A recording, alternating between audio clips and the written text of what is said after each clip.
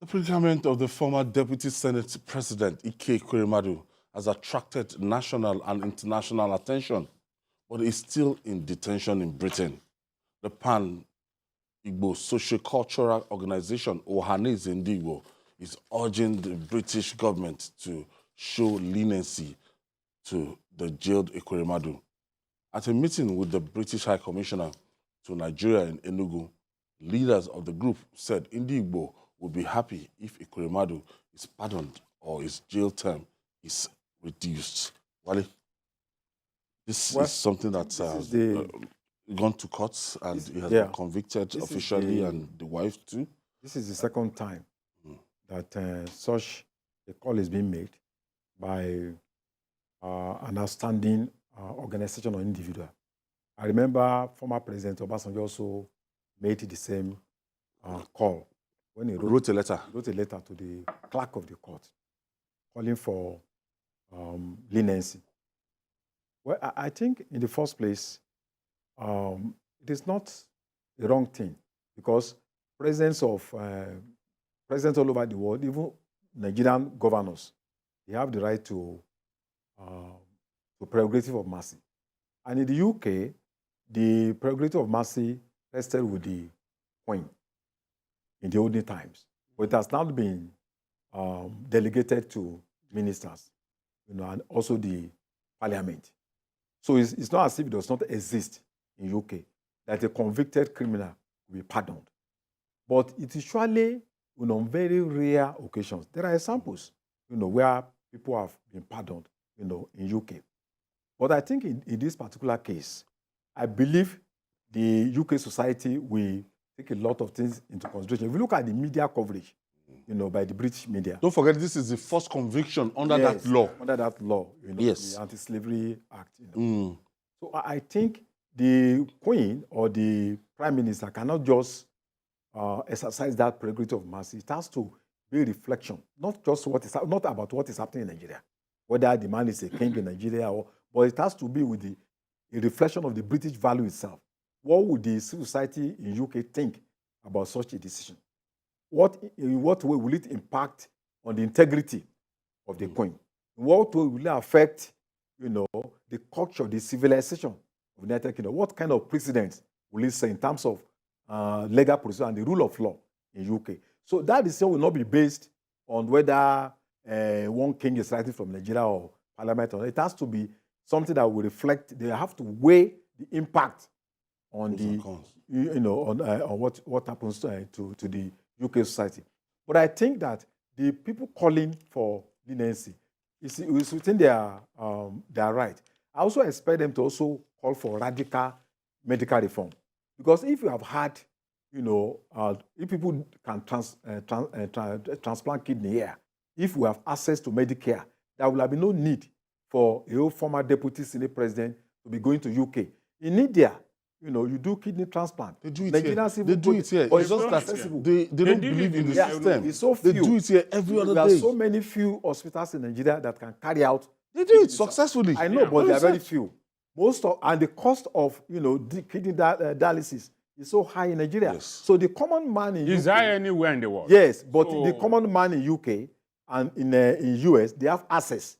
Health insurance. Because of health insurance and all that. So we should talk about radical health reform. Where they are making this call, they should be concerned about the interests of the majority of Nigerians who don't have access.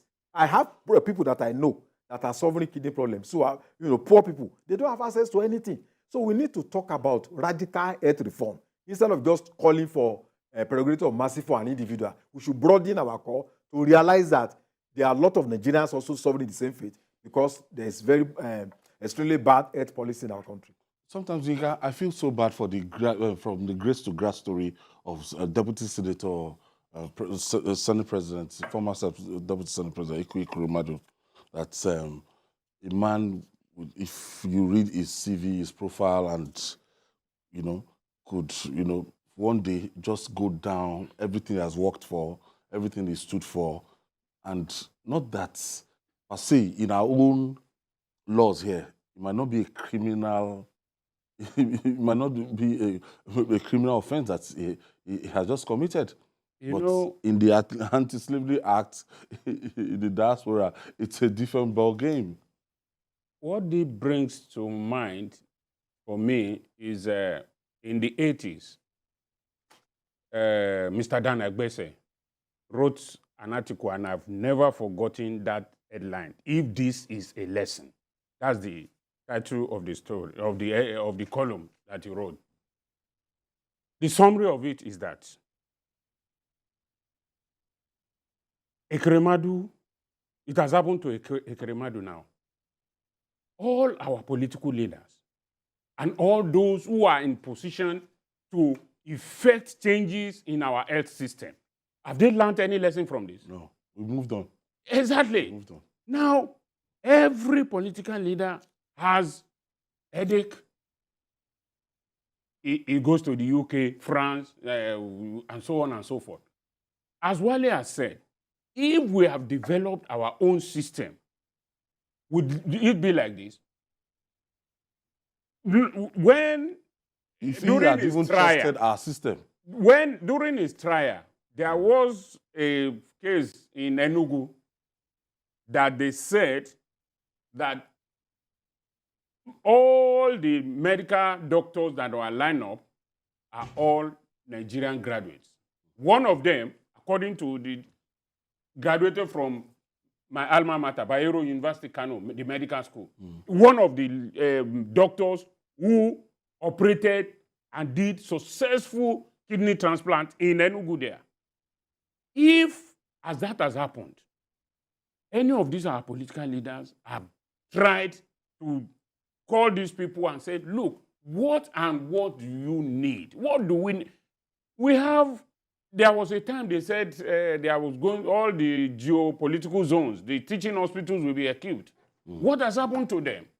So, as much as one is not gloating over what has happened to Ekweremadu, but as I said, if this is a lesson, as Dan Agbese titled that, have any of our political leaders, have they learned from it? They have not. What they are supposed to do now is sit down and look at this thing and say, look, what are the medical facilities that are needed to make this thing easy?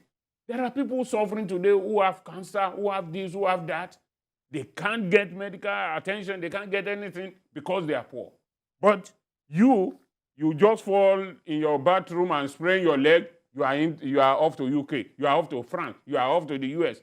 If those people did not develop their medical service, it is not the problem of the present government or 5 or 8 years ago. It is a recurring thing that has been happening.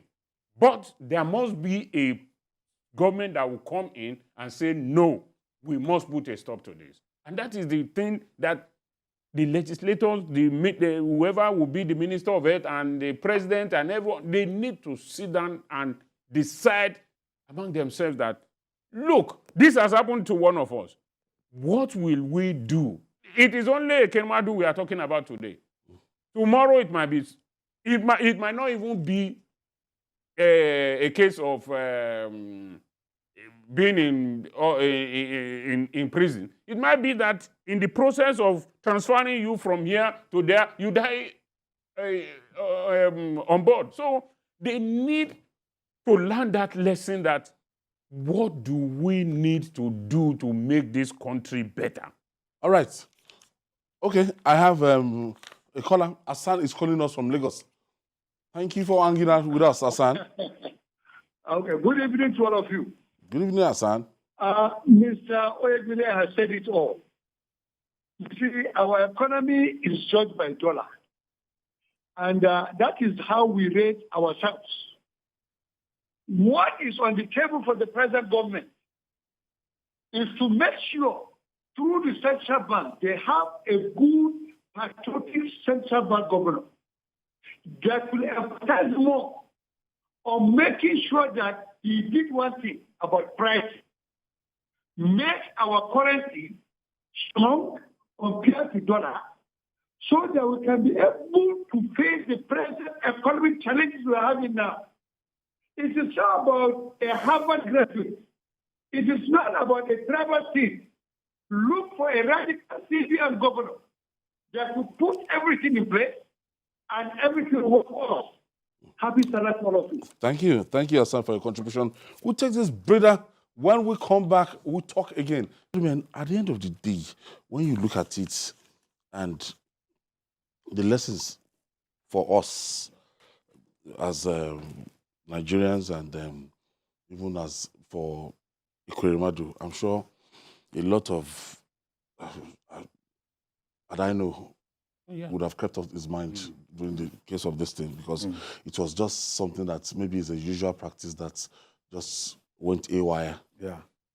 Well, I think his mission was to save a human life, which I think is moral. His daughter. His own daughter. So, I mean, but also, you know, when you look at the other side, a lot of young people in Nigeria are ready to donate their organ just to live.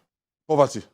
Out of poverty, extreme poverty, 130 million, thousands of people beyond poverty going line. to Libya, crossing and dying on the way. Yes, people go to Malaysia, they sell their kidneys.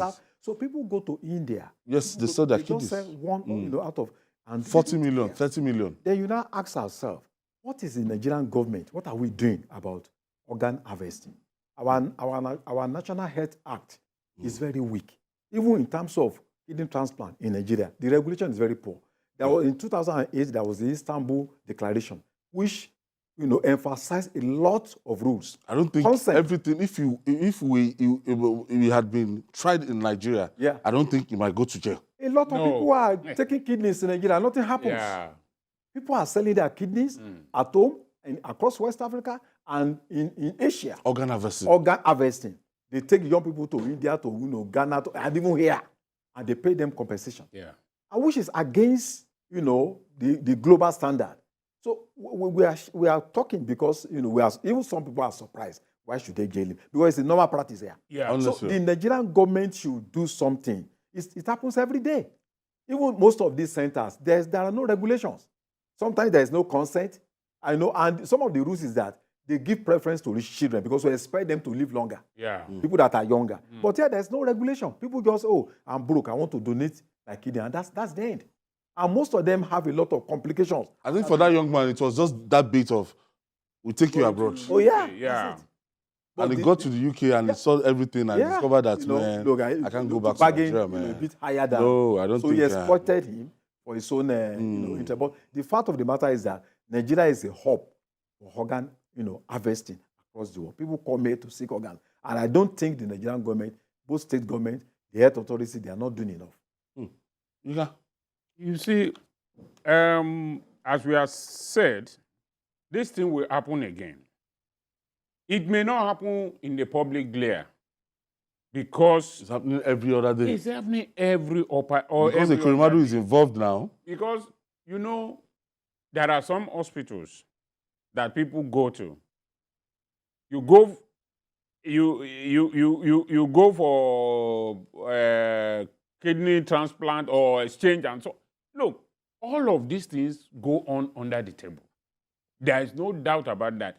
If people are talking of expertise and all that, we have them here in Nigeria. The only problem is that they are doing it in a crude manner. Because, so I will not be surprised if the hospital where this thing happened, where the Ekweremadu daughter was being treated, there will be Nigerian doctors or nurses there.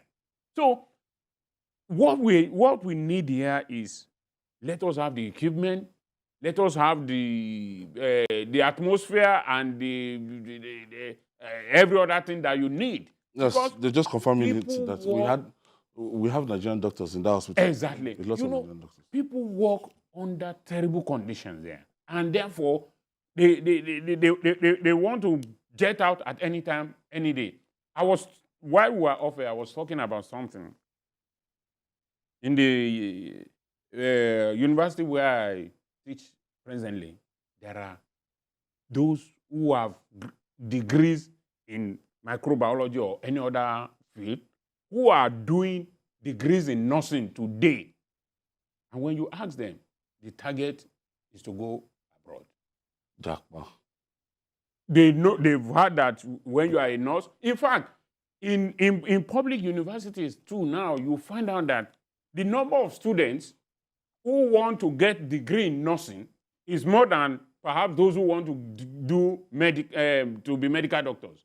Because they've been hearing now that abroad, nurses earn more than doctors, and you have more leeway, and so on and so forth. So Nigeria has become a training hub for medical, for nurses, doctors, and so on. Then we export them. This must stop. And the way to stop it is to make, there are people who really want to work. It is not everybody that wants to live in the kind of winter and cold that they experience abroad. Nigeria, throughout the year, the weather is clement. So there are people who want to stay here, make their money, and then go abroad and enjoy themselves and come back. Why is it that people in those days, people go abroad, get their degrees, and come back home? Is that happening again? Nowhere. I know people who have been sent by oil company to go and study abroad. They didn't come back.